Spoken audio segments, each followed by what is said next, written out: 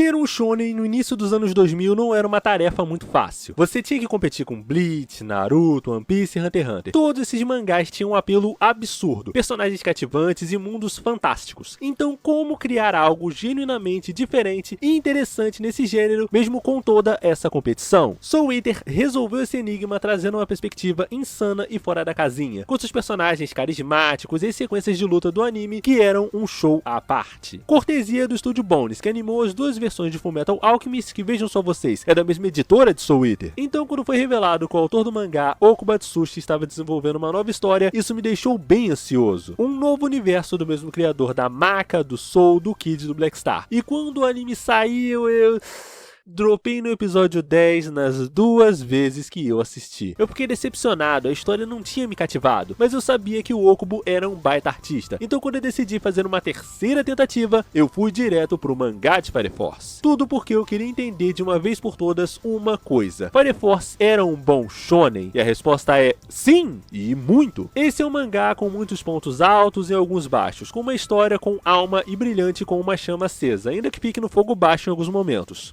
Que roteirinho fraco, hein? Bom, enfim, no vídeo de hoje venha descobrir se Fire Force é ou não é um bom Battle Shonen. Tá pegando fogo, bicho!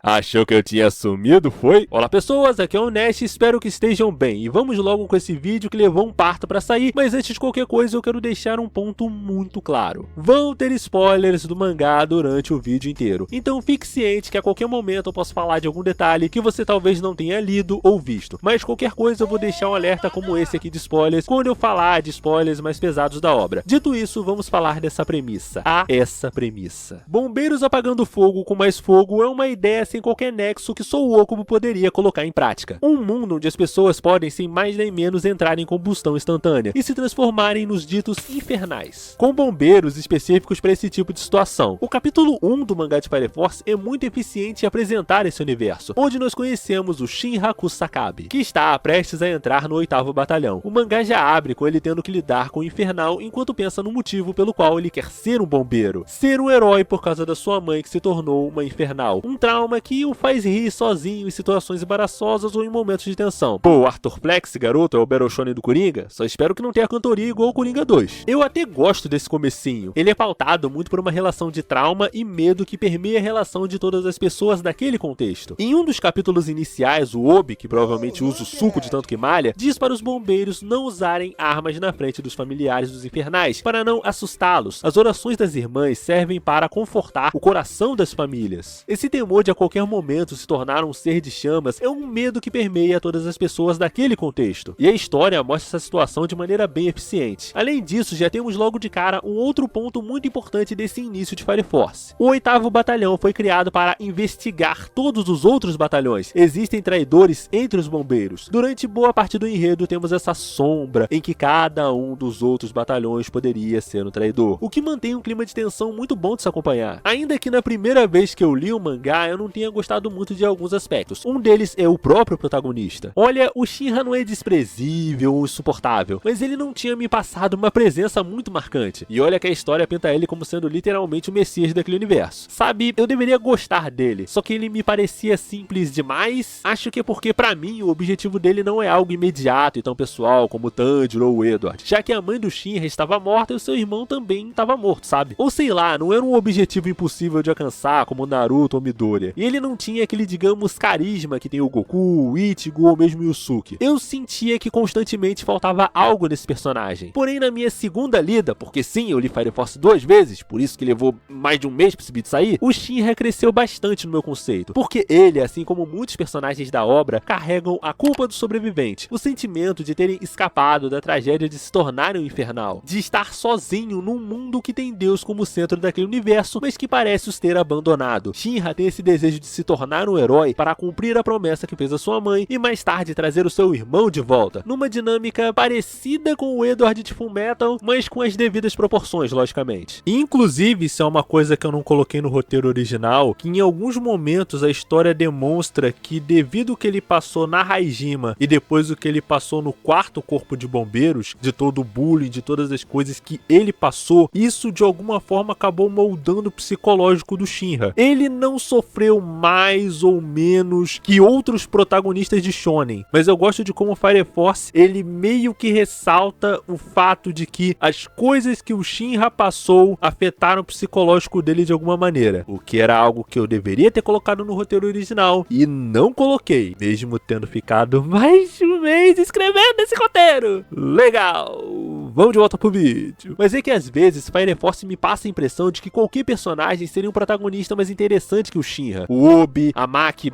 essa não, a outra, o Hinawa, o Arthur, vulgo o melhor personagem do mangá. Qualquer personagem secundário me parecia mais interessante que o Shinra, o que de certo modo é um ponto positivo, porque Fire Force tem um dos melhores elencos secundários que eu já vi nos shonens mais recentes. Mas talvez por isso a história de Fire Force tenha me parecido demorar um pouco para realmente começar. Isso porque ele tem pequenos arcos que introduzem os batalhões, como o arco da Hibana, da Tamaki, que vai ganhar um tópico só dela depois, do Benimaru, do Vulcan, e só depois disso que a história vai de fato começar. Mas, lendo uma segunda vez, eu percebi o quanto esse início, apesar de ser um feijão com arroz, faz isso de maneira muito boa, introduzindo os personagens, nos contextualizando daquele universo e sobre como cada batalhão funciona, além de sempre estar desenvolvendo um pouco daquele mundo, entregando algum gancho ou twist que deixa preso na história. Nesse sentido, Fire Force tem um ritmo rápido o suficiente para te manter engajado, mas não a ponto da história se atrapalhar, como uns certos shonens que a gente vê por aí, sabe?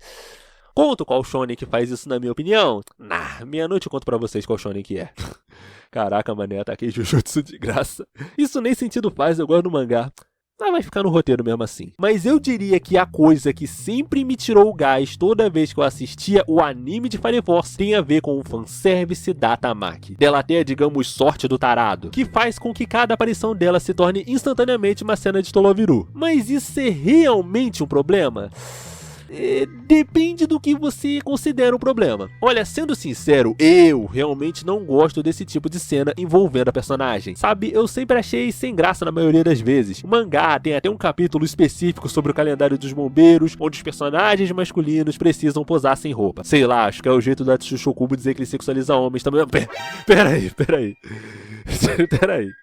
Eu acho que tem mais alguém tomando suco aí, hein? Mas você quer me mostrar o seu shape ou você quer me mostrar o seu baseball bat? Mas ok, voltando a falar da Tamaki, vamos a um exemplo prático, falando de por que eu dropei o anime de Fire Force as 2 vezes que eu assisti. Mas primeiro de tudo, contexto. No episódio 10 temos o ápice do arco de introdução do Batalhão 1, onde descobrimos que o Eureka era um infiltrado dos Capuzes Brancos, o grupo antagonista da história. Tamaki ajudava o Eureka a recolher crianças em busca da chama original, chamada no mangá de Adola Burst. Aliás, é até nesse arco que vai introduzir o Natako, que vai aparecer lá na frente do mangá. Aliás, esse arco inteiro é meio desconjuntado, pelo menos pra mim a história mostrou muito rápido quem era o traidor, e isso, sei lá, me tirou a sensação de mistério que esse arco poderia ter. Nesse episódio, o Eureka espanca Tamaki quando ela se recusa a ajudar ele, sendo que a personagem nutria uma grande admiração pelo Eureka. É um treco angustiante de ver, ela chorando, pedindo socorro, sendo agredida por aquela pessoa que era um símbolo pra ela. Aí no mesmo exato episódio, você tem uma cena de fanservice com essa personagem no meio da luta. Sério? É sério que você quer que eu me importe emocionalmente com essa personagem? Olha, eu sei que algumas vezes a crítica ao fanservice perde de vista todo o potencial que o erotismo pode ter narrativamente falando, mas num contexto desse, um contexto como esse, você acha mesmo que a crítica não é válida?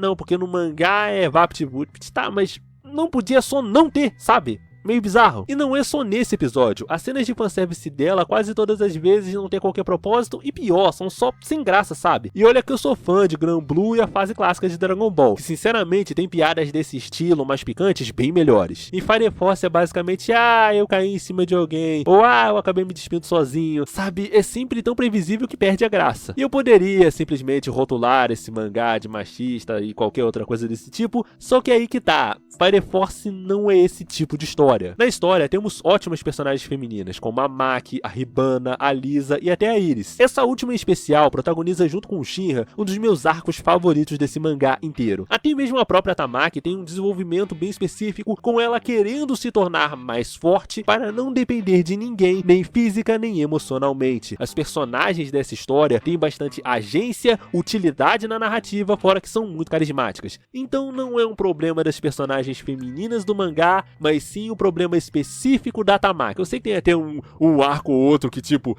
a roupa da personagem pega fogo, né? Porque nesse universo, gasosa é a prova de chamas, aparentemente. Mas nesse caso é um problema específico da Tamaki. Ei, amigo, o vídeo levou uma vida pra ficar pronto. Pode curtir e comentar, por favor? E se gostar do vídeo, se inscreve no canal. Tamo junto. Mas, passando essas impressões iniciais, Fire Force se torna muito bom. Cada arco entrega uma coisa nova e interessante. Ainda que algumas vezes eu tenha me sentido um pouco entediado, apenas na espera de grandes revelações do arco. Eu prefiro muito mais os arcos menores, mais descompromissados entre uma grande batalha. Ainda que a história sempre me mantivesse preso com algum novo personagem, uma nova informação relevante ou reviravolta excitante. Além de desenvolvimento dos personagens já introduzidos. Como eu disse antes, o elenco secundário de Fire Force é muito bom, o que é uma parada bem difícil de fazer, principalmente histórias de longa duração, o que já era um ponto forte lá em Soul Eater. Personagens com características muito marcantes, até mesmo no visual. Atsushi Okubo tem um estilo de arte muito característico. Suas histórias falam de loucura e seus traços transmitem isso. O rosto dos personagens se tornam muito expressivos quando entram numa situação de tensão. A arte inteira do mangá se molda o psicológico do personagem, se distorcendo na insanidade. Com ele tendo um estilo bem cartunesco, isso dá excentricidade a cada pessoa retratada ali. Até mesmo no desenho dos olhos, como a Hibana, que tem pétalas de flores, o Benimaru, que tem X e 0, e a Arrow, que tem literalmente seta nos olhos. E o Okubo também transmite essa personalidade através de características de diversas etnias diferentes, como o Ogun, por exemplo, que é baseado no Ogum da religião Yorubá, sendo o deus da guerra e da metalurgia, sendo que isso é importante até nas habilidades do Ogun, que tem ligação com esse tipo de coisa. Ou seja, cada personagem tem uma cultura, uma história, e isso é transmitido até pela forma como seu poder é retratado no mangá. Fora todo aquele charme steampunk bem diferente, com os carros e aparelhos a vapor, que dá ainda mais carisma pro mangá. E as lutas em si são um show à parte. Acho absurdo como o Okubo consegue criar tantos poderes interessantes, mesmo que a maioria deles seja baseada em fogo. Sendo os meus favoritos o do Kurono, que tem essas armas com cinzas, que tem esse olhar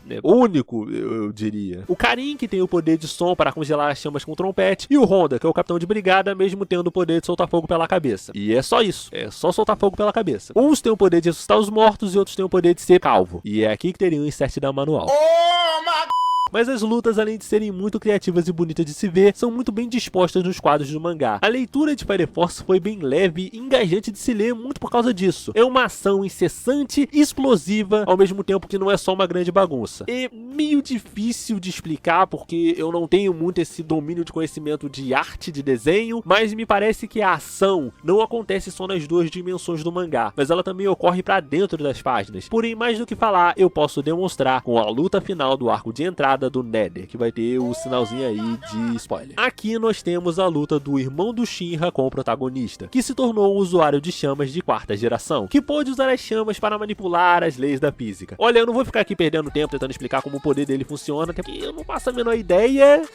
Mas basicamente ele desacelera o tempo do universo, criando uma, digamos, dimensão separada entre ele e o mundo ao seu redor. Quando o Shinra tenta atacá-lo, o golpe simplesmente não chega. E o mangá demonstra isso com o Sho sendo desenhado fora dos quadros do mangá e o Shinra dentro dos quadros do mangá, mostrando que o Sho estava fora do universo que o protagonista poderia alcançar. Me parece algo bobo, mas pra mim isso é narrativa visual pura. Até mesmo na luta do Reka contra o Shinra, que eu não gostei tanto, e até nela você tem esse refinamento visual. Eu não sei até que ponto isso é intencional, mas por mais que a luta tenha bastante movimento e troca de golpes, o Shinra e o Reka estão no mesmo lado da quadrinização, o que pelo menos pra mim tornou a leitura dessa luta bem gostosa de acompanhar. E esse é só um exemplo. No arco mesmo de introdução do Nether tem a luta do Hinawa com a Arrow, que é outro deleite visual com muito contraste de luz e sombra. Tudo nesse mangá transmite estilo e personalidade. Cada batalhão tem uma forma própria de arquitetura, o que ressalta, digamos, vibe daquele grupo. É um refinamento visual que só uma pessoa que já escreveu um mangá hit global consegue alcançar. Para tanto que chega a ser bizarro quando você compara o primeiro capítulo de Soul Eater com o primeiro capítulo de Fire Force. É uma diferença assim gritante. Sendo essa uma assinatura do Okubo que influenciou mangás hoje famosos como o brasileiro Slice Life e uma das promessas da nova geração de shonen, que é o Gatti Akuta, que é de autoria de Kei Urana, que vejam só vocês, é uma das ex-assistentes do Okubo. Porém, mais do que o estilo de arte, o estilo de escrita do Okubo funciona muito bem nesse mangá. O lado psicológico dos personagens dita muito da história. Como eu disse antes, o mundo de Fire Force é permeado por esse medo constante da combustão espontânea, deixando marcas eternas na vida das pessoas. Num mundo como esse, a loucura acaba se tornando uma saída cada vez mais fácil e atraente. Só que isso não é necessariamente negativo, e o melhor exemplo disso é o melhor personagem desse mangá inteiro. Arthur é um cavaleiro, pelo menos na mente dele, e é uma mistura dos delírios de poder do Black Star e o tom blasé e snob do Kid. Ele é o Scanner de Fire Force, podendo ser muito forte ou muito fraco dependendo da situação. E eu acho do cacete que ele seja tão forte quanto ele imaginar que seja, o que gera alguns dos momentos mais engraçados do mangá inteiro. Cavalo. Ele tem um quê de Don Quixote, um delirante que acredita ser um grande cavaleiro nobre. Eu pensei muito nisso quando ele contou que os pais dele tinham saído numa jornada, quando na real só abandonaram ele sozinho em casa. Um treco bem pesado parando pra pensar. Talvez aquele mundo de fantasia no qual ele acreditava fosse uma forma dele fugir dessa realidade trágica. Ou pelo menos era isso que a gente pensava, já que na real os pais dele só fugiram pro Nether pra não ter que pagar as dívidas. E ainda por cima meteram mais 3 bonecos no mundo. Porque tipo, não podia levar o moleque pro Nether, mas fazer mais criança no Nether, aparentemente podia. E essa é uma das coisas legais de Fire Force, sobre como o autor subverte as nossas expectativas com esse universo mais imprevisível que não segue exatamente uma linha moral na construção dos seus personagens. Eu sinto isso principalmente no arco que vai introduzir o Kurono e o Natako, onde termina com o Kurono se tornando o guardião do garoto, mesmo que o Kurono goste de atormentar crianças.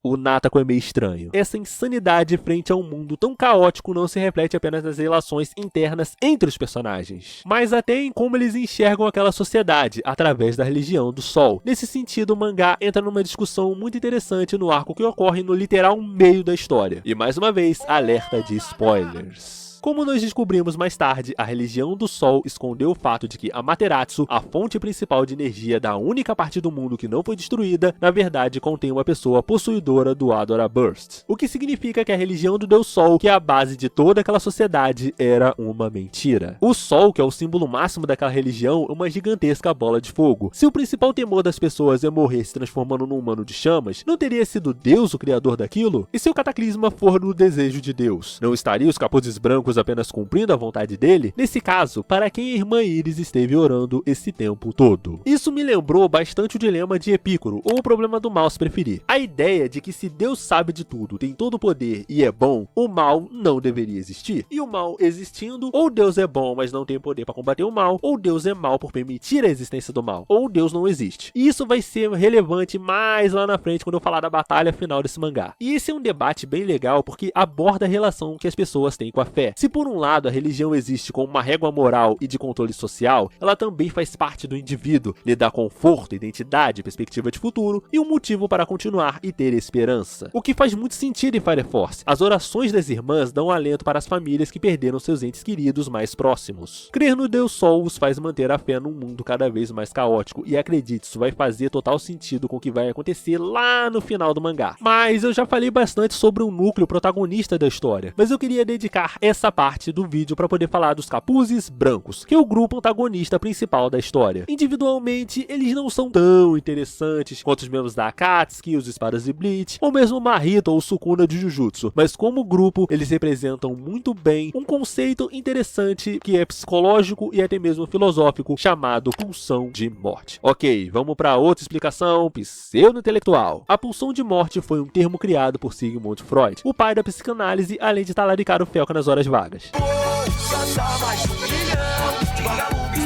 Tendo Freud criado esse termo no livro Além do Princípio do Prazer. Ele percebeu, ao longo da sua prática clínica, que muita gente gostava de repetir experiências dolorosas. Pessoas que toda hora se colocam em situações nas quais elas sabem vão acabar se dando mal. Freud logo relacionou essa vontade irresistível com uma tendência autodestrutiva do ser humano. Foi aí que ele passou a teorizar aquilo que chamou de pulsão de morte ou Thanatos. Ele concluiu que as pulsões orgânicas são voltadas para o reestabelecimento de algo anterior, para uma repetição. A forma mais radical desse impulso é o desejo de voltar para um estado anterior até mesmo à própria existência. De certo modo, esse impulso é uma revolta do nosso organismo a toda a tensão do dia a dia. É ambicionar um estado de corpo e da mente sem ansiedade, sem pressões, sem nada. Um paraíso, basicamente. Mas ok, Nest, você falou de pulsão, de psicanálise, de personagens de Saint Seiya, mas o que isso tem a ver com meu mangá de bombeiro e freira seminua? Ok, durante toda a história nós vemos os capuzes capuzes brancos planejando o fim da humanidade, levar a morte de todos os seres vivos ao transformar a Terra num segundo sol. Eles desejam e anseiam pelo retorno às chamas. Você percebe isso no Giovanni, que quer se encontrar com Deus, do Dragon, que possui tanto poder que a sua mera existência é capaz de destruir tudo ao seu redor, da Halmia, que sente o fluir na sua mente de todo o pensamento do inconsciente humano e quer que isso acabe, e da Inca, que recusou o pedido do Shinra, já que o futuro que ela viu com ele seria tranquilo, o que na opinião dela não seria muito excitante. A Inca é meio estranha. Esse sentimento de ansiar a morte é algo que pauta os capuzes brancos como um grupo. Veja bem, não é a morte como um meio para um objetivo, não é por vingança ou por um tipo de justiça, é a morte pela morte, sendo apenas um desejo pelo retorno ao estado anterior. Isso fica muito claro desde o início da história. Se pensarmos no fato de que a religião do Deus Sol foi criada por um dos capuzes brancos, a oração que as irmãs realizam de fazer as almas voltarem para as chamas eternas, talvez já fosse algo pensado nesse sentido, sendo que isso pode estar ligado também a um certo fundamentalismo religioso, já que os capuzes brancos têm como ideia rejeitar esse mundo material e querer levar logo a humanidade para um mundo de chamas, o que para eles serve como um tipo de paraíso. O que faz bastante sentido, essa ideia desse fundamentalismo religioso que rejeita o mundo material está inclusive presente no Orbe, sobre os movimentos da Terra, que também é um anime muito bom, recomendo. Mas mesmo que eu tenha gostado bastante dos arcos até aquele momento, com a exceção de um ou outro que me pareceu só encheção de linguiça, tem uma coisa específica que eu não gostei muito de Fire Force, a vilã final da história. Chega a ser irônico que a vilã antagonista final do mangá tenha me passado a mesma exata impressão do protagonista. A Halmia tem um design muito legal, mas é um personagem meio qualquer coisa. Tipo, no conceito, ela é muito boa. Alguém que tem um pensamento de todo o inconsciente humano fluindo na mente dela, e tudo que ela deseja é que todo o pensamento humano cesse. Mas, pelo menos pra mim, isso me soa meio distante, talvez. O Charon ou Charon, que é o guardião dela, é bem mais interessante. E até mesmo a Materatsu. Aliás, um ponto importante sobre a Materatsu. Por que cacetas ela existe dentro da história? Tá, ela está presa no gerador de energia que mantém aquele mundo funcionando, ok. Mas tipo, ela é um dos pilares que foi presa pela religião do Sol e a família do Vulcan, sendo que a religião do Sol foi criada por um capuz branco disfarçado de Hapis I. Ou seja, ela tecnicamente está ajudando os caras que colocaram ela ali dentro. Por quê? Tipo, por que ela não só se rebela? Será que ela só não sabe disso? Ah, mas ela tem o poder de entrar na mente das pessoas, então eu acho bem pouco provável que ela não saiba. Na primeira vez que eu li, eu achei que ela seria a antagonista final, de verdade. Ela é a santa que foi sacrificada pelo bem de toda aquela sociedade, se tornando a bateria viva de todo aquele mundo. Seria uma subversão muito boa narrativamente falando, fora que a Iris é a doppelganger dela, então isso daria ainda mais dramaticidade pra história. Eu acho estranho que isso é cozinhado durante boa parte do mangá, pra no fim isso quase não tem impacto nenhum. É uma resolução meio decepcionante, eu diria. Aliás, esse arco final me deixou um gosto meio agridoce, sabe? A ideia de Adola como sendo um mundo das percepções tinha tudo pra ser perfeito. O plot do Shinra ter mudado de personalidade no meio tempo, quando ele viajou no tempo, foi muito interessante. No meio tempo que ele viajou no tempo. Pleonasmo, a gente se vê por aí. Tá certo que tem alguns momentos interessantes, como o Kurono lutando contra a própria versão de Adola e a luta do Benimaru com o pai dele, que foi bem interessante, foi bem legal ver como a história construiu essa relação entre o Benimaru e o Hibat. Pra ser sincero, eu achei tudo depois da luta com o Dragon até a luta final meio que uma enrolação. Sabe, depois disso eu só tava esperando chegar na luta final. Isso se reflete até mesmo na luta final da Tamaki. Agora temos o doppelganger do Assault vencendo com facilidade todos os bombeiros da 8ª divisão.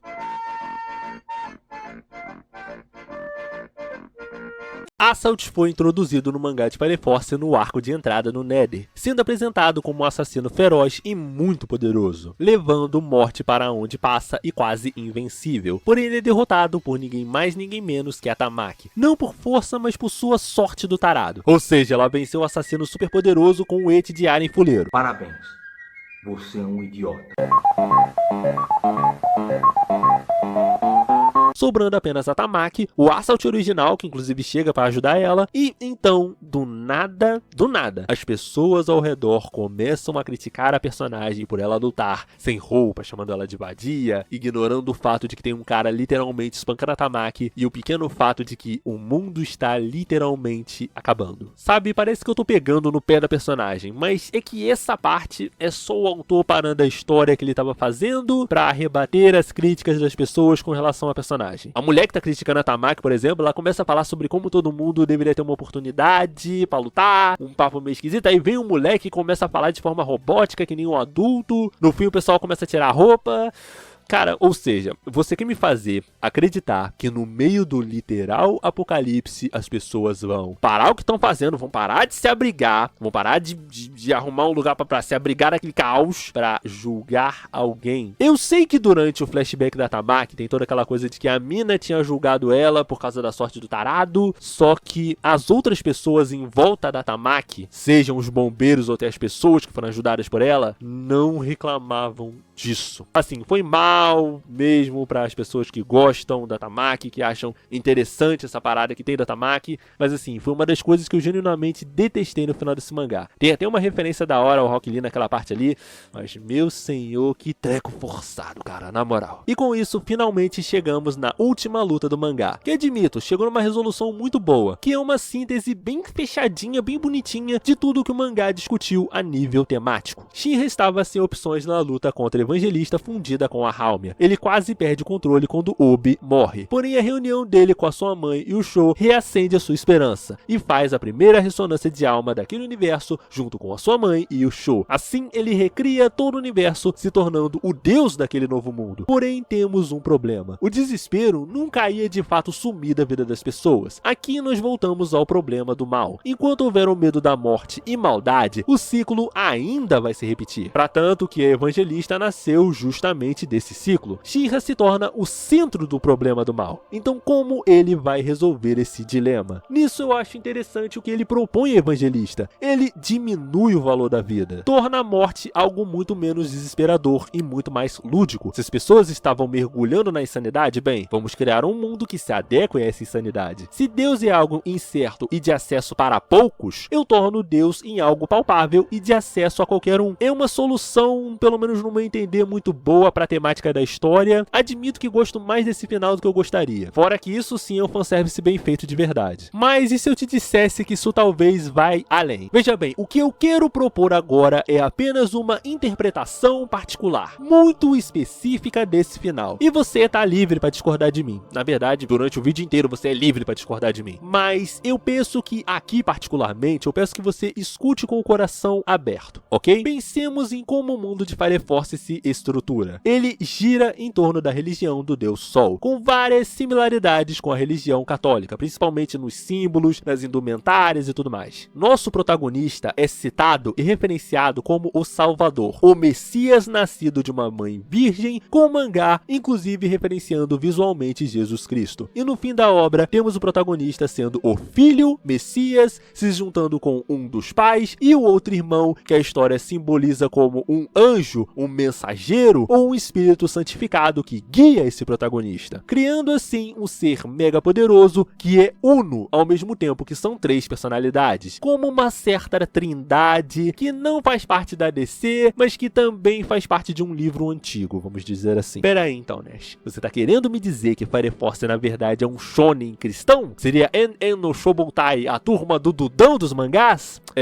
Não, gente, nada disso. O cara quer macetar uma freira. Isso é uma das coisas menos cristãs que existe. O que eu gosto de pensar é que tanto Death como Evangelista são visões possíveis de Deus dentro daquele contexto, assim como Halmia e Shinra são visões possíveis de um Messias. Se Halmia representa o suplício, o carregar do pecado e a da maldade do ser humano e de seu eventual sacrifício, Shinra representa a esperança, essa aposta no futuro. E se a Evangelista é a representação de um mundo, de um consciente guiado pelo desespero, pelo desejo da morte, o Death é um deus muito mais guiado pelo senso de esperança e por esse senso mais lúdico que a humanidade tem. E assim Fire Force termina se tornando o mundo de Soul Eater, com seus percalços e problemas. Foi uma história genuinamente interessante de se acompanhar. Um mangá que eu admito não ser perfeito, mas mesmo assim é uma história muito boa. Um mangá com personagens cativantes, um universo genuinamente rico, que eu ouso dizer que é uma história à altura não só do legado de Soul Eater, como do próprio Tsushokubo como artista.